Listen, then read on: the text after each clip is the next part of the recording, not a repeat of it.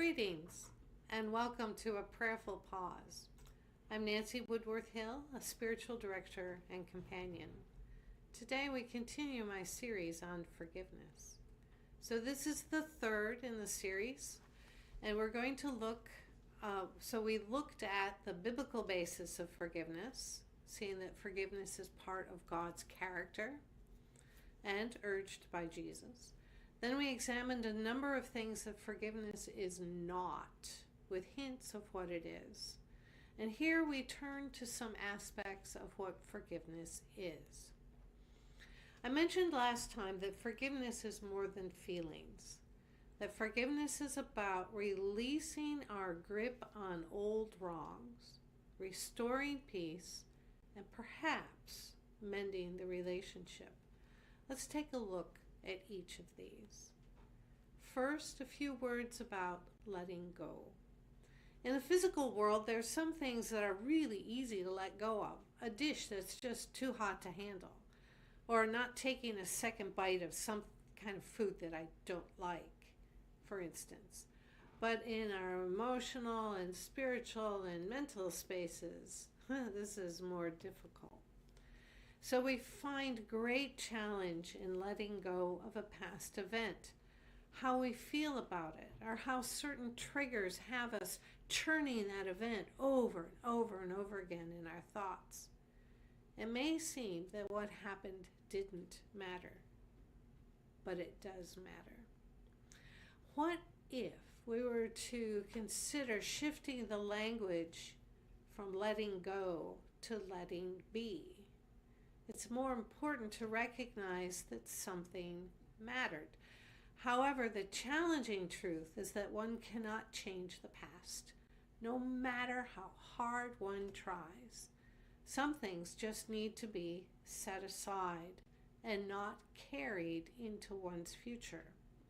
In essence, forgiveness, while concerning a past event, is deeply about our future. It carries the ability to free ourselves from the chains of our misery and to walk into the future without a burden. So forgiveness is about how we carry something, not whether we carry it. We will carry our memories, but we don't need to carry the burden of them, allowing them to hold us back, chaining us to some past event and its messages. Forgiveness always looks to our future. The word for mending a relationship is reconciliation. It's really important to realize that reconciliation, the mending of a relationship with another person, is not necessary, nor is it required to enter forgiveness. In fact, there are situations when it is advisable not to seek to mend a relationship. For example, an ongoing oppression or abuse. It is known, for instance, that people quit abusive managers, not necessarily jobs. There's no need to keep forgiving abusive behaviors, inappropriate behaviors, in situations where there is no capacity for changed behaviors, especially when we are still in such situations.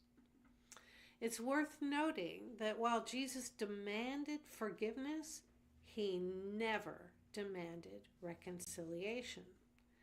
In a perfect world, there would be reconciliation in all cases, along with appropriate restitution. However, this world is not perfect, and there are cases where reconciliation is not practical. Perhaps beyond the veil of death, reconciliation may occur. Forgiveness is also about finding compassion, reclaiming personal power, and speaking truth.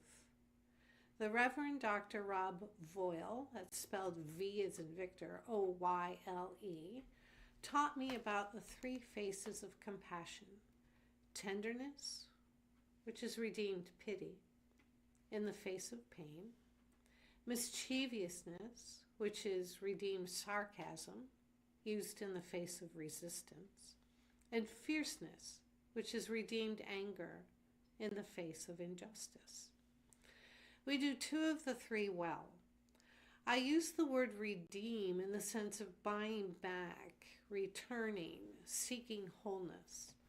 It can be startling for us to understand that fierceness and mischievousness are compassionate. Jesus used all three faces, and we'll take a closer look at them in a later segment. The challenge is to engage these three faces of compassion in a healthy way, a way in which we speak our truth with a calm authority, an awareness of and care for ourselves with an attitude that is not towards retributive. Further, it's important to know in one's bones that forgiveness is not condoning harmful actions. It's not about covering over what has happened.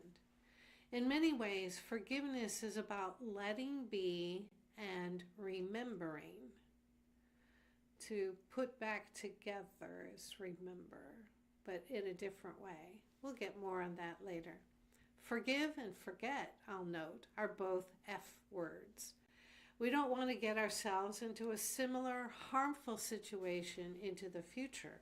So we do want to remember so that we can avoid.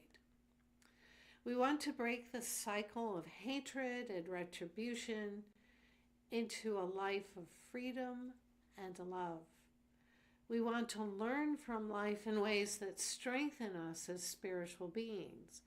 In this way, forgiveness is about shaping our futures to bring us a measure of peace, strength, love, and trust. I'd like to return to the notion that forgiveness is a quality of God. In my personal experience, I've learned that some offenses require the process of releasing a considerably painful period of one's life into the forgiveness that is God, which allow us to surrender the event, to let it be in a way that is freeing. It is no longer ours to hold, but God's. One experience of this followed a dream in which I spoke truth to an individual who'd tramped over my life years before. I cannot adequately explain what happened, but as I awoke, I knew in my bones that I had released myself in a new way from holding some life-altering events, freeing myself to live in a different, healthier future. This was like the film It's a Wonderful Life. The main character wishes he had never been born, and he's given this wish, which shows him the impact that his life has had. When he returns to this life, all the challenges and unfulfilled wishes are still there, but he sees himself differently. This is one of the gifts of forgiveness. So look for the next in the series to be aired next week.